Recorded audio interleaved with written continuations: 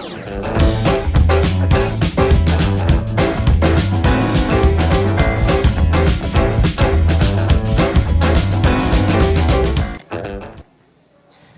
aí, pessoal, tudo bom? Estamos de volta com o Teixeirão Notícias e hoje recebendo aí a doutora Chaena. Doutora, saudade, viu? A gente ficou aí um tempo, né, parado, estruturando novamente e aqui está de volta a doutora Chaena com o quadro Saber Direito. Doutora, mais uma vez, bem-vinda, boa tarde. Boa tarde, Edney. Boa tarde a todos que estão assistindo Teixeirão. É uma satisfação, mais uma vez, estar aqui de volta, né? E estava também, confesso, com saudade desse bate-papo, que as pessoas param, às vezes, na rua e perguntavam: quando é que vai voltar, doutora? E eu gostava tanto do quadro, e eu dizia sempre assim: calma, que eu estou aguardando o chefe lá, organizar tudo, e a gente vai voltar. Então, estamos voltando hoje, e é uma honra, e vejo que seu programa tem muita credibilidade, né, que já está consolidado. E, mais uma vez, parabéns pelo programa e por esse quadro. Eu agradeço a presença da doutora e dos demais advogados que compõem esse quadro Saber Direito. É uma oportunidade, né, de a gente trazer de uma forma bem dinâmica, didática, as informações para os nossos telespectadores. E hoje um tema bastante, eu acho que pontual, né, importante, em um momento que a gente vive de tanta perda de direitos, tantos direitos negados, né, usurpados. Né? É importante que a gente possa conhecer o nosso direito. E no tema de hoje que a gente vai debater aqui, doutora, é justamente o direito da criança autista. Né? A gente diz a criança, mas eu até vi uma reportagem, uma propaganda bem interessante, né, de uma colega que dizia assim: lembre-se, a criança autista ela cresce, ela vira adulto. Né? E era uma colega, nosso repórter, levando o irmão para um estádio de futebol. E aí a gente fala da criança autista, mas tem muita gente aí que já está em uma certa idade e que os familiares nem conhecem que tem certo direito, né? Isso. Exatamente. Eu escolhi esse tema hoje porque semana passada eu trouxe ele de uma forma mais curta no meu Instagram e sempre que eu trago surge muita dúvida. Tem muitas mães, muitos pais que não sabem ainda os direitos, né? Principalmente o direito previdenciário, que é o que eu vou falar aqui, da criança com autismo. Não só da criança, né? Qualquer pessoa que tenha o autismo, que tem o transtorno do espectro, transtorno do espectro autista, que é o TEA. Quase não sai. Mas é isso. Quem tem, e tem o direito de receber um benefício previdenciário, que é o benefício BPC, o benefício de prestação continuada, que eu já trouxe bem aqui esse tema, mas não relacionado ao autista, relacionado mais ao idoso. E hoje eu trago assim, né, ao autista, mas também a qualquer pessoa que tenha a deficiência e comprove, além da deficiência, que tem uma renda familiar baixa, né, uma renda familiar que a lei ainda traz um quarto do salário mínimo, mas que a jurisprudência ela tem entendido que pode ultrapassar esse valor. A família, a renda per capita, que é por pessoa, pode ultrapassar um quarto, até mais de meu salário mínimo. Já conseguimos vários benefícios nesse sentido, mas desde que comprove que o momento precisa daquele benefício para manter o sustento, o tratamento daquela pessoa. É bem interessante, porque a gente já tem uma pergunta, eu acho que quase que respondido justamente isso. Os pais que têm vínculo empregatício conseguem o benefício? Né, justamente nessa... Vou responder melhor. Para se conseguir o benefício, não é necessariamente que o responsável pelaquela criança, no caso de uma criança autista, ela tenha que ser desempregada, de forma alguma. Se for, aí não tem muito o que se discutir, porque a pessoa não ofere renda. Mas se a pessoa for empregada, tiver um salário mínimo ou até um salário maior, mas dependendo da composição familiar que está inserido na sua casa, o que é a composição familiar? São todos os membros que residem na mesma casa. Vamos dizer assim, uma família com 5 componentes, que tenha pai, mãe e 3 irmãos. E um deles precisa do benefício. Mas o pai e a mãe, eles trabalham, cada um um salário mínimo. Quando juntar aquele salário e dividir por 5, muito provavelmente ele vai se enquadrar na renda para conseguir o benefício. Então, são vários outros aspectos que são analisados para poder se conseguir o benefício. Não é necessariamente estar desempregado. Quando a gente postou, né, o flyer de divulgação, o bannerzinho de divulgação, e aí veio uma pergunta. Pergunta à doutora Char. Meu filho está sendo investigado se tem autismo. Ele só tem 3 anos. Eu posso pedir esse benefício?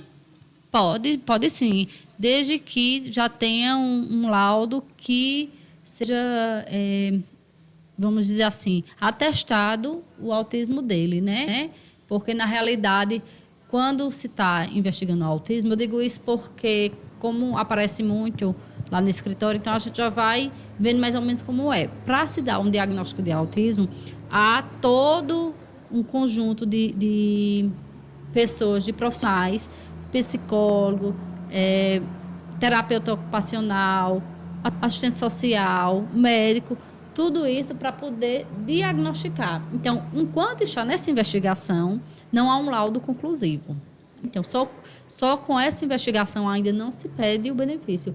A partir do momento que se tem o atestado, se tem o laudo da CID, aí sim a gente pode requerer o benefício previdenciário. Até porque, assim, quando a criança é muito nova, tem aquela hiperatividade, pode ser confundido com alguma outra questão. E se você trata uma criança de 2 anos, vamos dizer, que ela é autista, sem você ter aquele conhecimento dos profissionais, você pode até terminar prejudicando a própria criança. Porque, na realidade, para se conseguir o benefício, um dos fatores é ter a deficiência, é ter a CID. Então, para se ter, tem que ter o laudo. Não tem como alguém chegar e dizer, eu acho que meu filho tem isso, se autodiagnosticar ou diagnosticar a criança, né? Tem que ter realmente um laudo de um profissional que ateste isso. E você falou essa questão de hiperatividade e tudo mais.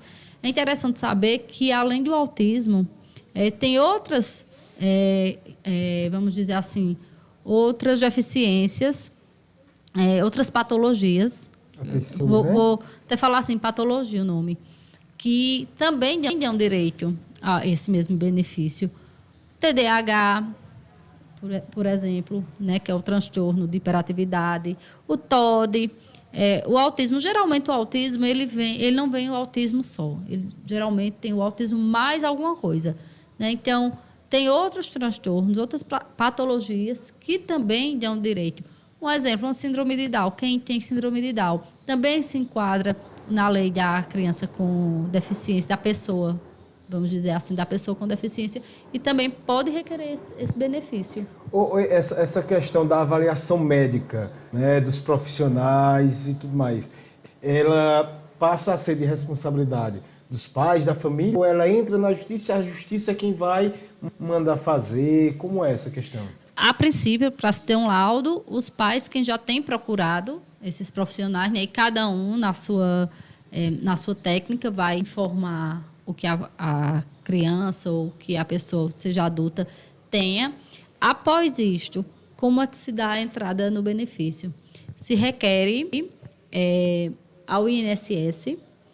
No INSS, a pessoa com a deficiência vai passar por uma nova perícia, né, nesse é um perito médico designado pelo INSS.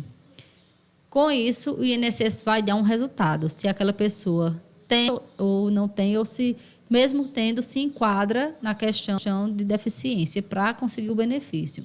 Após isso, tem uma análise social, que é a avaliação social, a perícia social, com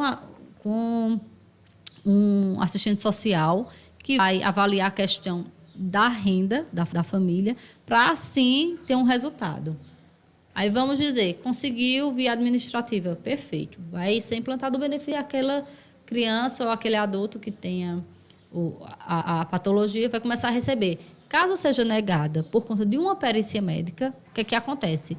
Nós ingressamos judicialmente e aí vai ser avaliado por uma nova perícia médica, que essa perícia agora é pela justiça. O juiz daquela ação é que vai designar um médico, um perito que ele confia, na modalidade, dependendo de cada patologia.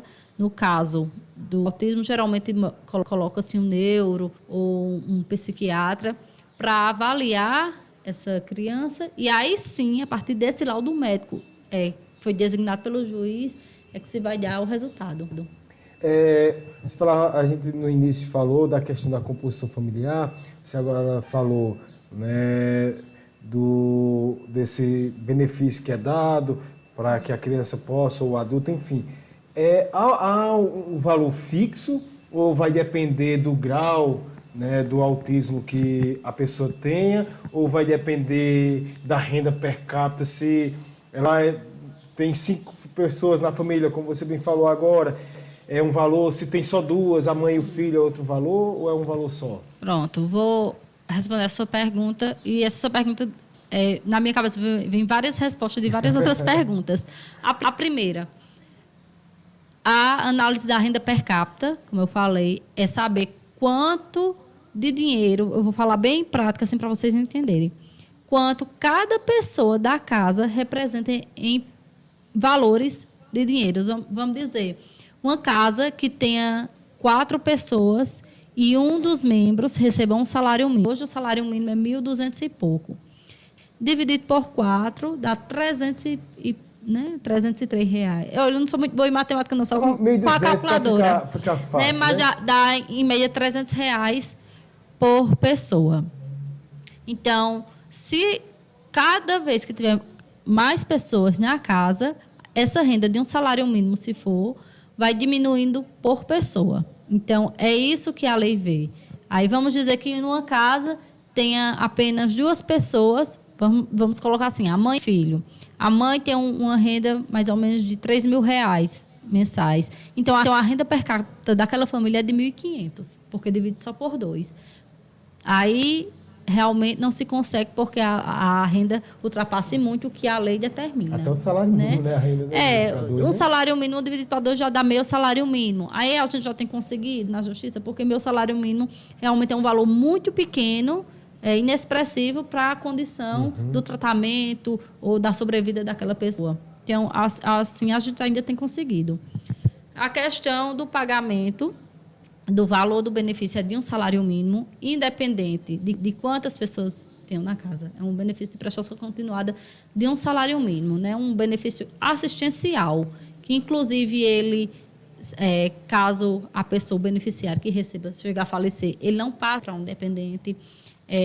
Se, vamos dizer, não tem uma pensão, não tem, desculpe, um 13º, realmente é um benefício assistencial, enquanto aquela pessoa não ofere renda.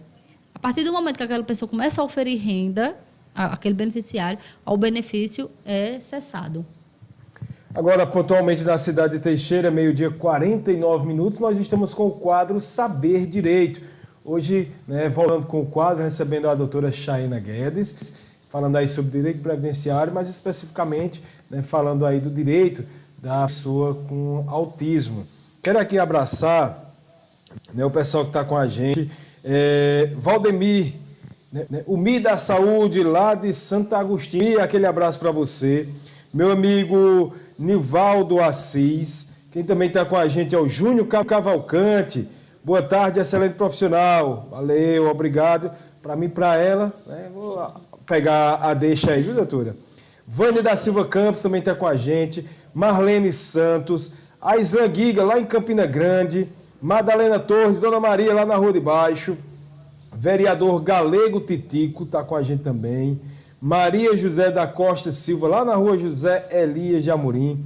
Cosma Andrade, boa tarde, minha linda Teixeira. Estou em São Paulo, mas amo este lugar. Olha aí, a gente indo mais longe para ficar mais perto, como diz o nosso amigo J. Brasil, né, com esse jargão que é bem interessante, né, indo mais longe para ficar mais perto. Aqui temos outra pergunta. Quem tem TOD, transtorno mental e autismo leve, tem direito ao BPC? Eu até abordei agora há pouco, né, que o autismo ele vem junto com outras patologias também, não necessariamente, mas vem. Então, quem tem também esse transtorno TOD e com autismo, muito provavelmente vai sim ter a chance de conseguir o benefício, tendo que verificar a questão da renda. Outra coisa aí que falou, né, essa questão leve. Nos laudos, geralmente vem o autismo leve, moderado ou grave. Mas, para a lei, independe o grau do autismo. Autismo é autismo para a lei, né? Para a lei ela não faz essa distinção. O que é que ela vai especificar? O que é que vai ser analisado no caso concreto? A questão da interação social daquela criança com autismo. Porque, assim, o benefício de prestação continuada para a pessoa com deficiência analisa a questão da impossibilidade ou da dificuldade daquela pessoa no mercado de trabalho. Então, com a criança, a gente ainda não tem o que falar ela no mercado de trabalho, porque é criança. Né? Então, a criança ela vai ver a interação social dela.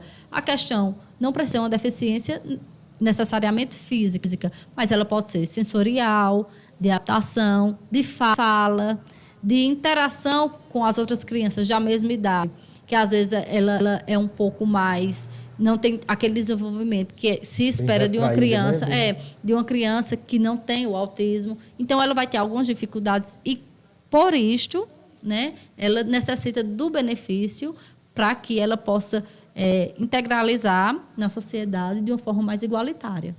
Tem uma pergunta bem interessante aqui, que diz assim: a mãe ou o pai, funcionários públicos, têm direito à redução da carga horária? É muito interessante essa pergunta e bem desconhecida, né? Eu abordei isso no meu Instagram e depois disso muita gente veio falar comigo que não sabia que, inclusive, iria pedir esse direito. Sim, a mãe ou o pai ou qualquer responsável por uma pessoa com deficiência, seja ela criança, seja ela adulta, se você for o responsável, você tem direito, sim, à diminuição na sua carga horária de trabalho. Como é feito isso? Isso é uma lei acho que de 1990, por aí, eu não estou lembrada ao certo o ano da lei. Mas em 2011, com a presidente Dilma Rousseff, ela ampliou essa lei para o companheiro, cônjuge da pessoa com deficiência.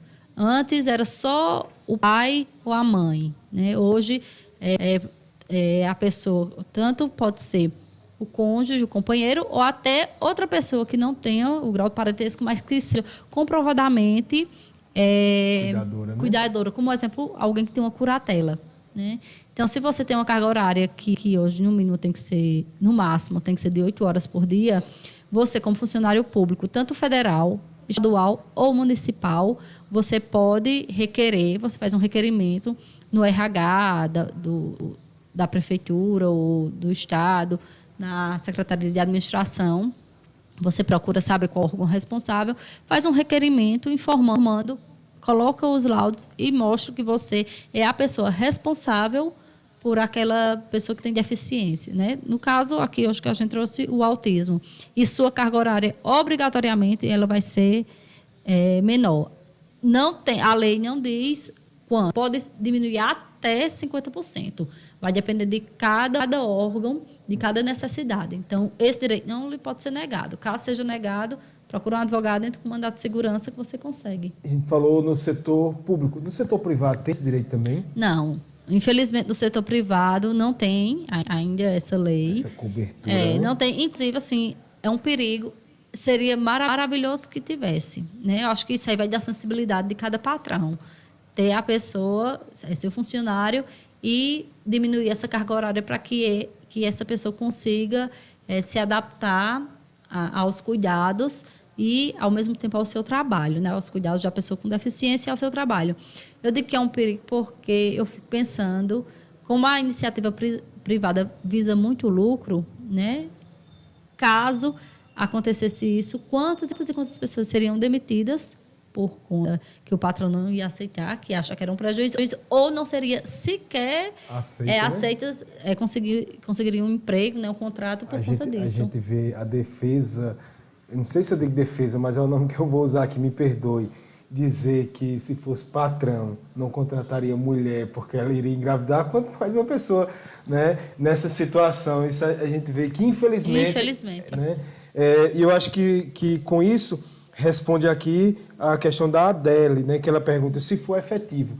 Né, e aí eu estendo, né, no caso do setor público efetivo, se for contratado, tem também esse direito? O mesmo direito. Se for efetivo, está no melhor do mundo, né? Porque você é efetivo, você é concursado, essa lei é uma lei federal, ela abrange, como eu falei, tanto quem é servidor da União, mas também quem é servidor do Estado e do município. Se o Estado e o município eles não têm leis próprias que tratem sobre isso, a lei federal já lhe engloba, já lhe é coberta, né?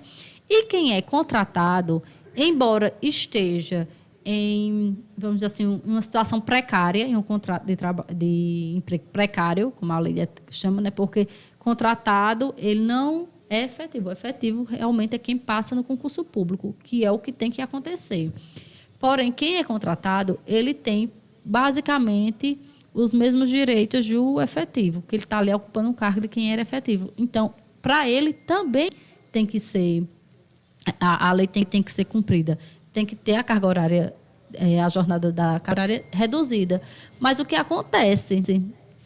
Geralmente, contratado, vai mais por apadrinhamento político, se deixa ter alguns direitos usurpados, diminuídos, para não perder o emprego. Porque quem é contratado pode sair a qualquer momento, né? Não era para acontecer isso, mas, infelizmente, até é o que se lá acontece. No contrato diz, contratado por excepcional, de interesse público. Aí, a qualquer momento, o gestor, vou falar assim, porque a gente está falando no setor público, pode dizer, não, eu não vou mais contratar aquela pessoa por conta disso.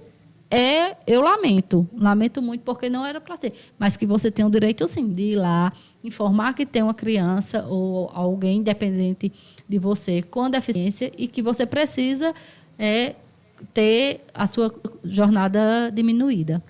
Agora, pontualmente na cidade de Teixeira, 12h58, nós estamos aqui com a doutora Chaena, no quadro Saber Direito, todas as quintas-feiras, pessoal. A gente vai estar com os nossos advogados, tratando de um tema, né, de uma forma assim, dinâmica, didática, no dito popular, bem mastigado, para que a gente possa conhecer, sem aquela formalidade, conhecer dos nossos direitos. Né? A gente precisa saber do nosso direito. E hoje a gente está com a doutora Chaena falando justamente, né, do direito da pessoa, né, autista. Quero aproveitar aqui e mandar um abraço para a Adele, obrigado Adele Costa. A Dilce Luciana lá no salão. Luciana, aquele abraço. Né? Rosa Bento, lá no sítio do Tauá. Rosa, aquele abraço para você. Meu amigo Nilvando Tavares, aqui na Pedra do Galo. Um abraço bem grande para todos vocês, né, na audiência do nosso programa. Tem mais um aqui, deixa eu ver. Aqui já foi. Aqui tem deixa eu ver. Nível de autismo, já foi. Né? Sim, a pergunta que eu fiz agora há pouco foi assim, de quem é de responsabilidade, né, sobre comprovar que a criança ou de que a pessoa tem autismo. Né? Essa comprovação, ela pode também ser pedida no setor público, vamos dizer, vai no CRAS, vai no CREAS, na policlínica, procurar a secretaria, porque muitas vezes a família não tem condições, né? E há uma dificuldade, uma fila imensa, né, para se conseguir certos atendimentos. E aí, essa que não tem condições de ir numa clínica particular, ela tem o direito de ir no CRAS, no CREAS, na policlínica, vamos dizer assim? Sim, com certeza. A Constituição Federal garante a todo brasileiro, né, inclusive estrangeiro que esteja aqui no Brasil, o direito à saúde. Então, se a pessoa não tem condições de fazer exames, consultas e tudo mais particular, o poder público tem por obrigação cumprir com esses meios. Nesse caso, Edney, aqui na nossa cidade tem a policlínica que atende, né? Tem os postos de saúde, tem a questão do CREAS e CRAS, que tem profissionais como psicólogo, como assistente social. O neuro, aqui em Teixeira, eu não sei como é que está a questão. Até então, até onde eu sabia, estava em falta o neuro infantil. O que as pessoas estão fazendo? Indo para o CAPS em Patos. O CAPS em Patos, ele atende toda essa região aqui. Então, Teixeira está englobado. Você entra em contato com eles e eles fazem a triagem e o atendimento.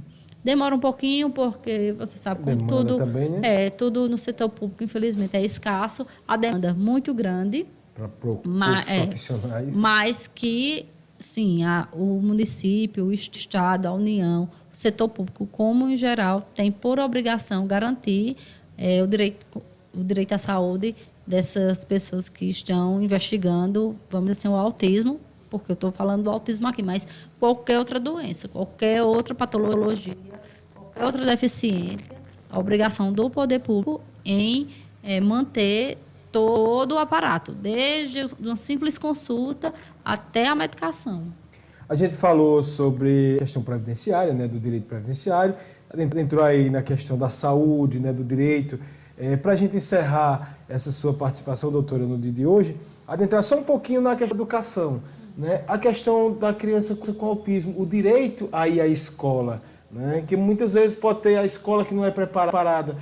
O pai ele pode, não sei se exigir seria a palavra correta, mas ele pode pedir a uma escola pública ou a uma escola particular. Seu filho tenha um cuidador lá na escola, ele tem o direito de levar aquela criança para ter um convívio social? Com certeza. Primeiro, não precisa nem pedir, porque é uma lei que determina que as escolas elas estejam preparadas para receber pessoas com necessidades especiais, né, com atenção especial. E no caso dos autistas, cada sala de aula tem que ter um cuidador. Se eu não me engano, são para 2 pessoas. Se tiver mais de um, tem que ter mais outro cuidador na sala. Porque aquela pessoa ela tem que estar inserida no ambiente escolar de igual forma como as outras pessoas que não têm aquela patologia também estão. Felizmente, nós temos aí um chefe maior que diz que a criança assim atrapalha, mas pelo contrário, né? Estudos, isso quem fala são os estudos, né? Demonstram que não, que a criança, quando ela é inserida num ambiente onde tem outras crianças também, que elas não têm aquela patologia, mas que ela tem um cuidador para ser tratada de forma não igualitária, porque não tem como ser igualitária, mas de forma, vamos dizer assim, com equidade. Uma equidade correta, né? Que é tratar os diferentes para todo mundo estar igual. Com equidade, ela tem um desenvolvimento muito melhor do que quando era só separadas por sala. Antigamente, quem tinha alguma patologia ou alguma dificuldade, as escolas separavam por salas. E o estudo mostra, que eu esqueci de quem é o estudo, depois eu vou pesquisar para trazer. Mas o estudo mostra que o desenvolvimento daquela criança é muito maior quando ela está inserida no contexto social com os diferentes, vamos dizer assim, do que numa sala separada, como se fosse assim, a gente vai tirar essa parte, porque essa parte atrapalha, está né? atrapalhando. Mas a realidade era essa. Antes o pensamento também era esse. Só a partir dos estudos foi demonstrado que não. Então, o pai e a mãe que tem um filho, vamos dizer assim, autista, com TDAH, com TOD ou outro transtorno, que matricular numa rede pública, a própria rede ela já sabe daquele direito daquela criança, do seu dever. Então, tem que fazer valer. Caso não faça, procure um advogado ou o Ministério Público para resolver a questão, porque tem que ter. Pois é, e nessa questão do atrapalhar, né, é complicado, porque se a gente for observar, são justamente essas pessoas que têm o sentimento mais puro e verdadeiro. Né? Parece que não tem neles a maldade, né, que infelizmente nós adquirimos ao longo da nossa vida. Né? Só para encerrar, fazendo aqui o adendo, na Semana Cultural, uma das partes mais emocionantes que teve foi justamente, né, quando a Luma, né, saiu lá, tanto no Colégio Menino Jesus, a borboleta fez bonito, e no desfile dela, soltando beijos, né? Então, a gente tem que aprender justamente isso, a respeitar pessoas, não homem, não mulher, não que tenha deficiência, não, respeitar o ser humano é o que é preciso.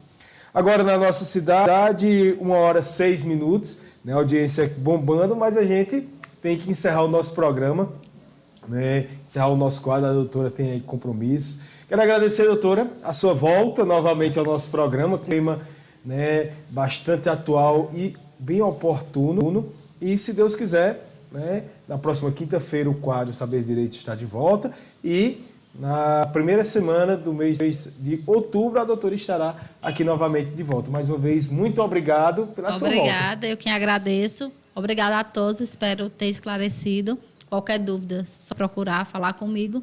E eu já peço aqui a vocês que, para o próximo mês que eu vier, se alguém tiver um tema que queira que eu traga aqui no Direito Previdenciário, pode falar comigo nas minhas redes sociais, ou ir ao escritório, me dar a dica que eu trago também. Tá bom? A doutora Chayana, que é advogada nas horas vagas e blogueira, né? Vocês podem... Eu vou até dizer a ela, olha, faz lá uma caixinha. Qual o tema que vocês querem que a gente debata no Saber Direito, né? Aproveitando aqui, mandar mais uma vez um abraço aí para o pessoal. Rosa Bento, Nilvando. Tamires Lima. Tamires, um cheirão para você, Tamires. Tamires e Chayana estão de luta aí, que o São Paulo, coitado. Maria Risoneide e Adélia batendo palma aí, agradecendo aí a doutora, né? Então, pessoal, eu vou a um rápido intervalo, é rapidinho, 60 segundinhos, e eu volto com o encerramento do programa, trazendo a agenda dos candidatos a deputado ou a governador do estado da Paraíba. Não sai daí, é rapidinho, eu volto já. Teixeira Notícias.